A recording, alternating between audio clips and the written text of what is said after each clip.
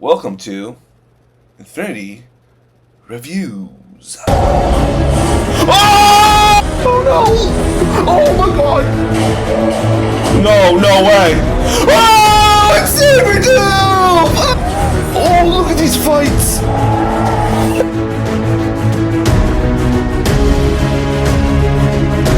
Hey guys, what is up? Last night I got to go check out The Killer's Game, the newest movie starring Dave Bautista. And I'm gonna say this. This is a really bad movie. What I mean by, it's really bad. I usually don't say a movie's really, really bad. This movie is hard to watch, guys. And the real reason is that this is some of the most horrendous dialogue I have ever heard in my life. The dialogue, is so bad, this movie I feel like is trying to be a John Wick, like an edgier John Wick in my opinion. That's what I thought when I was watching the film, the basic story of the film is, Dave Bautista is this assassin named Joe Flood. He works with Ben Kingsley to go take out people who have committed crimes, and that's like the only assassin jobs he takes. And so he meets this girl, Sophia Botella. She's a dancer, and, they start dating, and over the next few months, he's been having these headaches, and, he goes to the doctor, and he says, okay, we'll call back in a couple of weeks, and then, they call him back, and they tell him, hey, actually, you have a really, really severe sickness that will, degenerate your brain. So then after that, he says he doesn't want to go out, with a degenerative brain disease. He wants to go out, the assassin way. So he goes to his original friend, Ben Kingsley. He's saying, hey, can you hire some people to come kill me? And he's like, I'm not going to do that. You're my friend, it doesn't just feel right. It puts, puts a bit of guilt on my conscience. Like, okay, I won't do it. And then he just goes to another person who's played by Palm Clementif, who was Mantis in the Guardians of the Galaxy film. So we got a little Guardians of the Galaxy reunion here.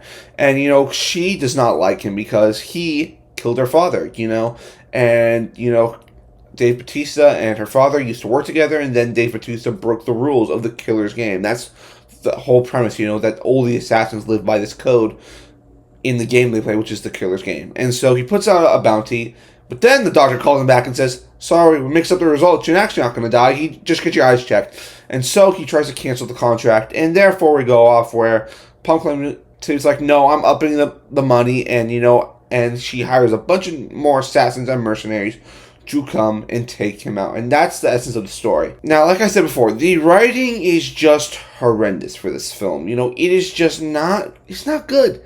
It's not good for the film. In the beginning of the film, I thought the beginning was okay. I was like, the one thing I didn't really like, I did buy in the film in the beginning of the film, like the first act, was the romance between Dave Bautista and Sophia Botella. Sophia Botella is one of my favorite actresses, just because, I think she's absolutely stunning, and everything is. I was really cool to see her in Rebel Moon movies. She was in Atomic Blonde. She was in the first Kingsman movie. She's had a very, very long list of films that have been okay, but I still enjoy her. And I really like the romance between the two of them. But we get into the second act and third act of this film, and it just goes all downhill.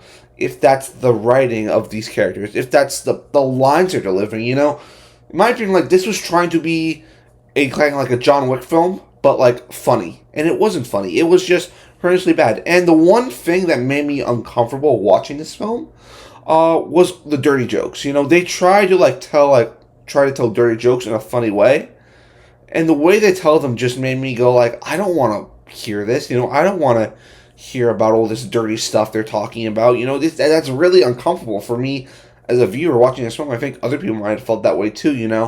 It's almost like when you watch dirty scenes with your parents. You feel uncomfortable. It just kind of felt uncomfortable like that was. And the storyline keeps going on. Things keep on happening really, really fast. Now there are some good things in the movie. I think there's good things. Like I said, the first act of the movie, I felt was okay. In regards to some other good things, Ben Kingsley, I think he kills his role here. He is he made the movie for me. I kept on watching because I wanted to see Ben Kingsley again because he was playing a very comedic character in my opinion. And I had a couple of laughs here. Then probably the next best thing in my opinion was there's this sequence in this church with this priest. This priest was probably like the funniest character in the film. It was hilarious. This character was hilarious, and that's what I enjoyed about the movie. Now, I haven't talked about the action. The action is not really there, in my opinion. If I look at some of the other movie reviews I've done, I look at The Crow. The action was really, really great, but the story wasn't really there. A lot of the films I said the action was great. The action wasn't really so great here. It was a lot of just like blood and gore, exploding body parts, and the one thing that pulled me out, the blood in the movie, is very much CG. You can tell it's not real blood. When you watch films like John Wick, you see a person get shot, you can tell like, oh my gosh, that looks like it's a real blood. Even The Crow, the CGI there looked like real blood. Another Lionsgate movie. Yes, this is actually Lionsgate. So Lionsgate is having, I feel like, one of the worst years in movie history with all their movies. But just the action wasn't there. Now let's go over our characters for this movie, and we're just going to be going over the main characters here. And the first one we have is Dave Bautista's Joe Flood. I thought Dave Bautista, Dave Bautista, he's very much grown on me of an actor, started out in the wrestling world, and then, he kind of, Guardians put him on the map, and, he's been taking some more lead roles. He was really great in that M. Night Shyamalan movie that he did. I can't remember the name of it. So this was another, this is right after Guardians 3. This is he hasn't done, I haven't seen a movie of him since, what is it? Yeah, since Guardians 3. And I thought it was okay. I think Dave Bautista is getting to be very much a world-class performer, but I think this movie just wasn't it. I think, the main thing is that he tries his best, but the writing for the film, like I've said a million times already, is absolutely terrible. It's terrible. He tries so hard, but, it was just hard, it was, I had rolled my eyes and closed my eyes so many times hearing the lines coming out of some of the lines in this movie. But, that's Dave Bautista right there. Now let's go on to Sofia Boutella. Of course, I've said Sofia Boutella, she's extremely sexy, attractive, and badass in this movie. Everything I expect to see of Sofia Boutella. Because, again, like I said, she's probably one of my, celebrity crushes right now, because she's just, and I will watch anything she's in just because I think she's absolutely like a brilliant action, star.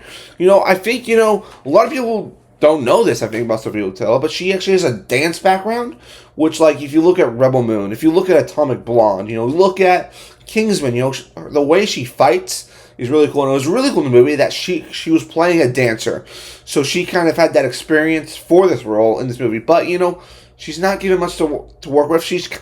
Her character kind of goes back to those early, popcorn flick films where it's like, oh, you have the main guy always saving the girl. That's kind of the story here. Then you have Palm Clementiff's character. I can't remember her character off the top of my head, but her character, another really bad, really poor run character, It's just a lot of her yelling into a cell phone. The one thing is, Palm Clementif doesn't get any action sequences. And I think that's a real terrible thing to do, because you look at what she did in Mission Impossible, how threatening of a force she was. And, they didn't utilize any part of her in this movie. And, I really feel bad for her, because Palm Clementif is a very, very good actress. Look how she plays Mantis. Look how menacing she was in Mission Impossible. This is a person who I believe should be getting more roles. And, you put her in a movie like this, and you write a terrible script, and this is what you get. She's trying her best, but really disappointing. Now, the next character is going to be Ben Kingsley's Zivy. Ben Kingsley, like I said, the communist film killed it. And, watching this film, I'm like, damn, Ben Kingsley is old. I remember, I haven't seen Ben Kingsley in a movie for a minute. And, seeing him, I felt like, okay, I didn't know if I was going to enjoy Ben Kingsley's film. I enjoyed his character, He had a very, very good relationship with Dave Bautista's character. I felt like they had I think they had chemistry in the movie. Like I said before, the writing just kills it sometimes. Ben Kingsley, the writing in the movie could be very, very funny. Then in other times, it could be like I'm watching The Vampire Diaries type dialogue. Maybe even worse than that, but, I think Ben Kingsley, world class actor, got him in here. I don't know how they got him to be in this movie, but it was a good performance. Now the next character, I believe it's going to be our final character, is going to be Terry Crews' character. Terry Crews is an actor, in my opinion, who's not the greatest actor. I kind of look at Terry Crews and when I see a movie, I think of like he's not a great actor. He's very much a comedy actor. If you look what he's done in Brooklyn Nine-Nine, but like he wasn't really, when I watch Brooklyn Nine-Nine, I don't think of Terry Crews. In this movie, he's kind of the other assassin going after Dave Bautista. And, he is just, it's just not even feel like he's playing a character. It just feels like it's just Terry Crews, That's the thing with sometimes with these movies I get frustrated with. Like these actors, they don't go in to play the character. They're just kind of playing themselves. And that's what kind of takes me out of the role. He didn't really have any funny moments. It just, at the end of the day, this film, I think, suffers from its terrible writing, being way too long than it has to. Like, this should be at least be like an hour, 30-hour, 25 movie. And there's so much stuff you could take out that would have probably made the movie not really much better, but, I felt like they were trying to make a John Wick type film, and they did not succeed at all. Not exceed at all to make a John Wick title film. I think this might be on my list, honestly, for one of the worst movies of the year that I've seen in the theaters. But I have to say, I'm going to give this movie a 4 out of 10. 4 out of 10 because, I will give props to the first act. It was entertaining. But overall, I did not enjoy the film as I thought I would. But guys, what do you think? Leave your comments down below and go check out all our other videos on the channel. Subscribe as well. And I'll see you next time, guys. Peace.